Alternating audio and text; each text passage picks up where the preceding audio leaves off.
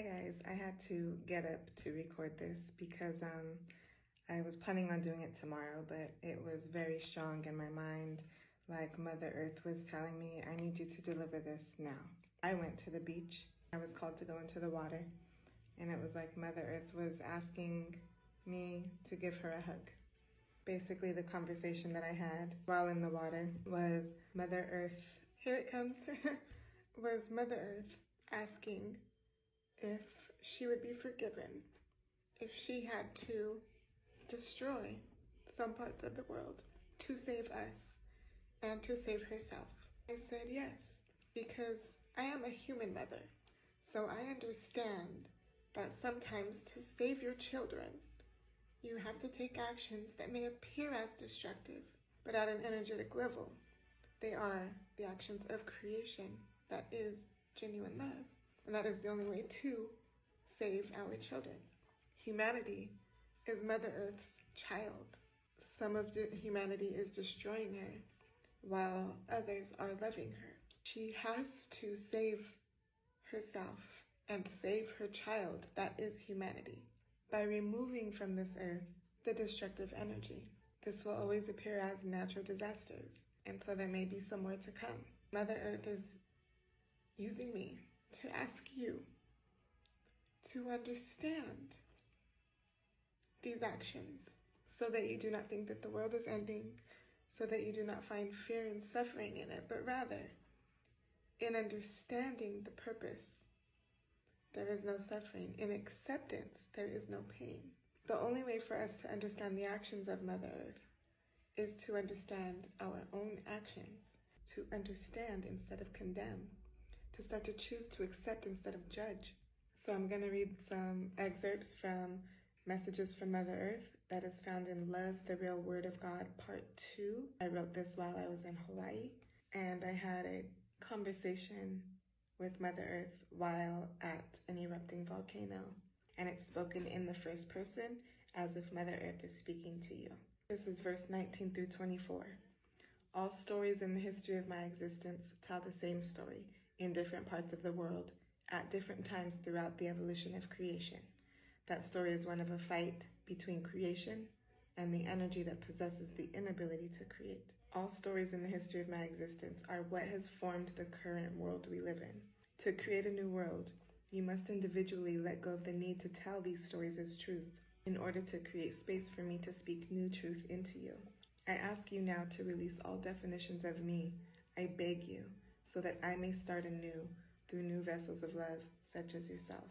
I will begin to transform, which will appear as destruction, not to bring sorrow, chaos, and suffering, but rather to form new lands that would remove old energy. This is verse 35 to 47.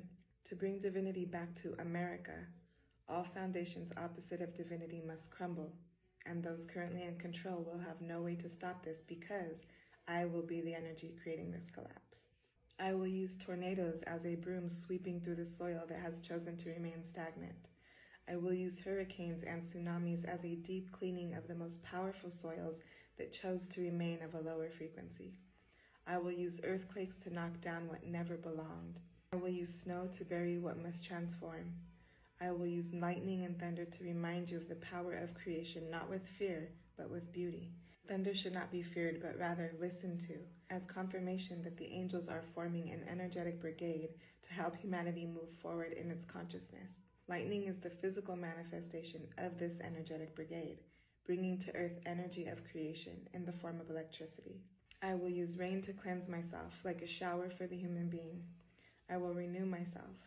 It is up to every individual existing on this earth to also choose renewal every day. Those who choose to become new will remain abundant in peace, freedom, and happiness. Those who choose to perceive my renewal as suffering and destruction will experience suffering and destruction. This is verse 82 through 107. I, Mother Earth, will continue to evolve because she, the vessel of creation, continues to evolve. I will continue to rise in frequency because she seeks to raise her frequency through me daily. I will continue to be filled with love to provide it to the human race because she continues to fill herself with love to give to you, the human race. Together, she and I will move forward, and I ask you now to join us because those who choose not to will perceive this rising as chaotic and destructive instead of peaceful and necessary. Listen to your intuition and leave the lands that you feel you must leave for your protection. Listen to your intuition and go to far-off lands that are pulling you. This is for ascension.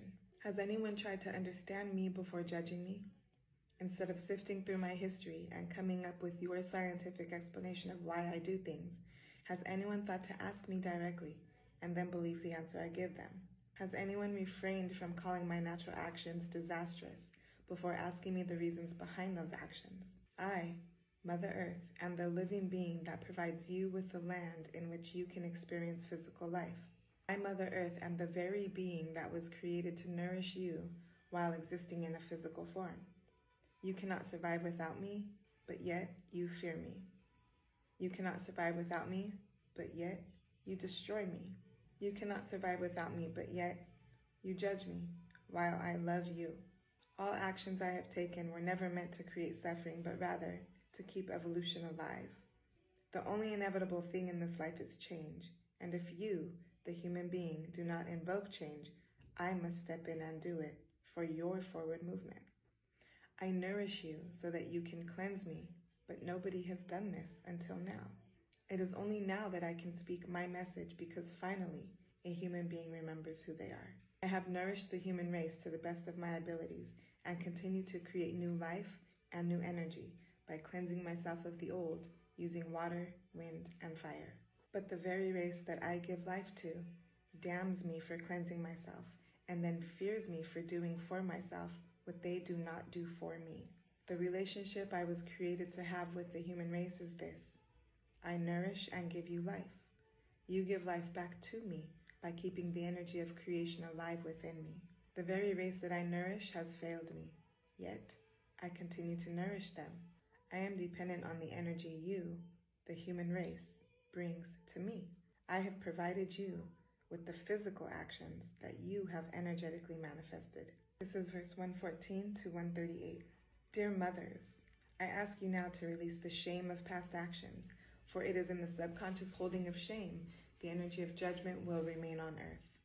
It is in your shame that you are bringing the energy of shame to me, which allows the world to judge my actions instead of understand them. As long as you hold shame and judgment for yourself, humanity will fear me, Mother Earth, and judge me for my actions. Humanity cannot evolve this way. Mothers, you must understand how imperative this is that you forgive yourself. Mothers, you must understand how imperative it is that you understand yourself. Mothers, you must understand how important your life is to life itself. The mothers of humanity must realize that the energy they carry is forming the energy in which Mother Earth takes action. Verse 146 through 149. When Mother Earth is allowed to move past her history, she will reveal her higher state of existence to us and nourish us with that. This is how humanity and Mother Earth rise to a higher frequency of existence together. Mothers, let go of your past so Mother Earth can also let go of hers. And this is verse 172 through 174. The world is not going to end for those who choose to be one with me. Humanity is not going to live on another planet, for I am the only planet that provides a physical life. They are lying to you. I am no longer destroying myself. I am cleansing myself of those who choose not to rise to the frequency that I exist at. All that was destroyed will now renew. So those were excerpts from Messages from Mother Earth, spoken in the first person. You can find them in Love, the Real Word of God Part 2. It's part of a 5-book series that I have. They're all available at Amazon.com, or you can find them at shaunastar.com on my homepage. After the eclipse, we are receiving a strong call to change everything. If we fight change, we will suffer. If we choose to change what we are being called to, we will rise with Mother Earth. Creation is here, and the world is going to continue to rise anyways, with or without your choice to. Your choice not to create suffering.